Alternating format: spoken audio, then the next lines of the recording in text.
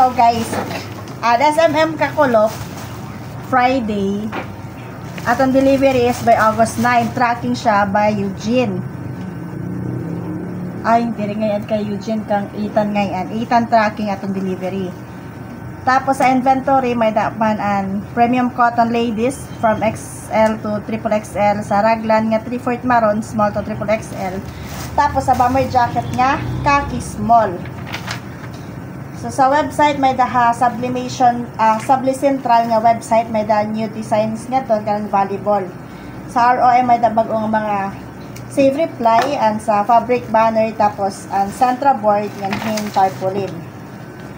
Sa tricycle ads, may da kita 15, 04 installation. Sa streamer, may 5.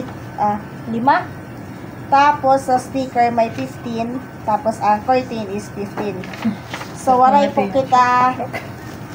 kita sales refund last week. Sa message ni Sir RC, di ba, may da kita SBM, nga dito nagyap kita topic tanan, panihasan DME, yan mga concern ha.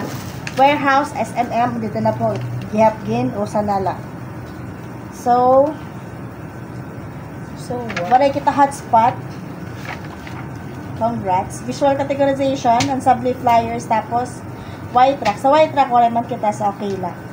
Sa HR, may dami na mga workshops by August 4, August 5, 7 to 8, tapos August 5, 6, 8. Waray na slot nga open, pero waray kap kita attend this store.